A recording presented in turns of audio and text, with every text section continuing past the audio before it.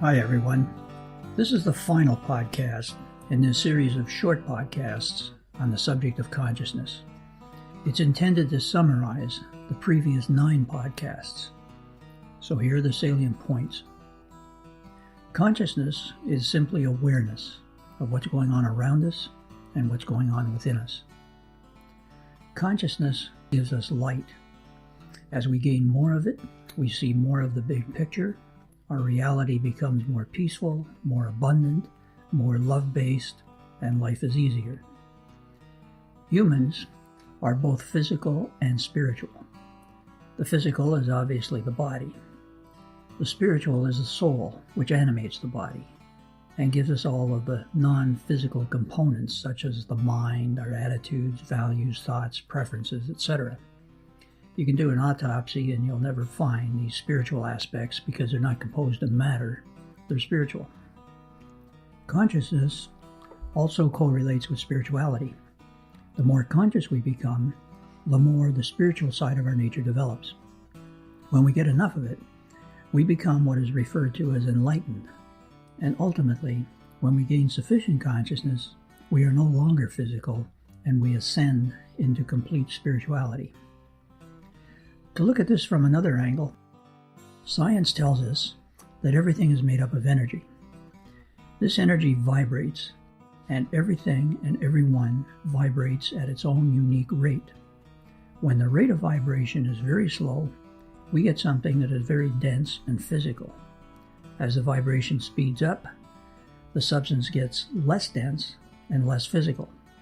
For example, H2O at a slow vibratory rate is ice. When we speed up the frequency with heat, we get water. And when we increase the vibration even more, we get a vapor that is no longer physical. It's the same with humans. The slower the vibration, the more their life is centered around the physical and is fear-based. The higher the vibration, the more they live in a more spiritual, love-based reality. We are holographic aspects of the Creator, and our nature is to create. We are here in this universe of time, space, matter, and duality to experience limitation and separation and to discover new things to create. Most humans live in a range of vibration known as the third density, or the third dimension of consciousness. A few enlightened individuals reside in the fourth density, and we as individuals and as a species are getting ready to graduate from the third density to the fourth. This process of graduation, or shift, started in the mid-1980s. It was given prominence in 2012 when the Mayan calendar ran out. It is a shift to a new age of consciousness, where spiritual growth is accelerating and where we are now moving from the third density to the fourth.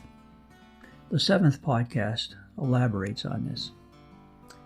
Charts such as Ricardo Martinez's dimensional vibrometer, pendulums, and muscle testing are ways in which we can get a relative fix on how conscious or spiritual we are.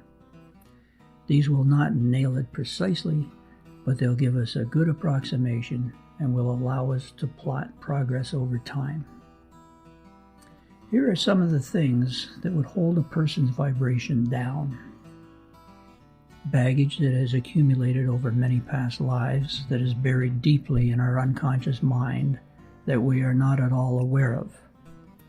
Limiting beliefs. Stress. The ego. 6 major world systems. Physical and emotional attachments. Criticism. Judgment, anger, resentment, guilt feeling, and any thought or behavior that makes us feel bad. The ego is a false identity, and it is one of the biggest impediments to spiritual advancement. Although we design the ego to keep us in this third density until we have experienced and learned everything that we can from it, we are nearing graduation, and it's time to recognize the ego for what it is and to start understanding that our true self is the inner self, or the soul. The ego traps us into low vibration living in 5 clever ways.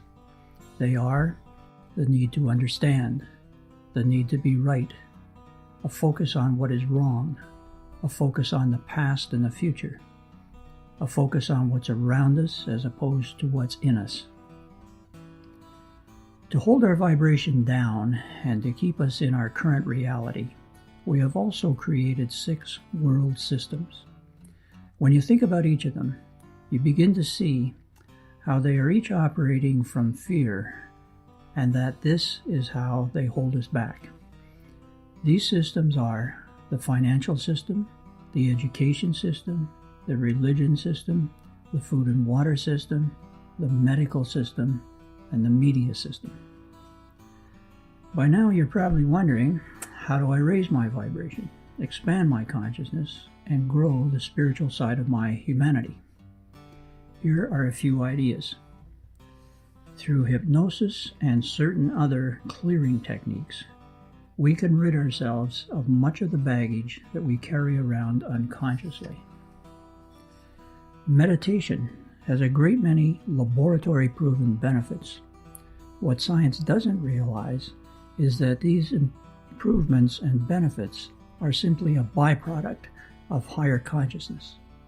Meditation, in my opinion, is one of the very best things we can do to progress as individuals and as a species. Other things we can do to increase our vibration are eat better food and drink high-quality water, aromatherapy, floral essences, acceptance, positive thoughts, unconditional love, gratitude, forgiveness, helping others, being in the presence of high vibrational people, getting rid of attachments, laughter, music. The bottom line here is to engage in thoughts and behaviors that make us feel good. We have a built-in guidance system within us. It's called the emotions, and all the emotions in the world just fall into 2 categories: those that make us feel good and those that make us feel bad. So think thoughts and engage in behaviors that make you feel good, and you'll be on the right track. If you would like some elaboration on any of the foregoing points, it can be found in one or more of the previous short podcasts. As well, my book on spirituality elaborates even more. This book can be found in bookstores, on my website, and in the trunk of my car. It's also an ebook sold by all the major ebook retailers, and it's now an audiobook sold through Audible, Amazon, and iTunes. I hope you found these podcasts to be helpful and uplifting. I thank you for listening to them, and I wish you peace and success as you create and experience your life.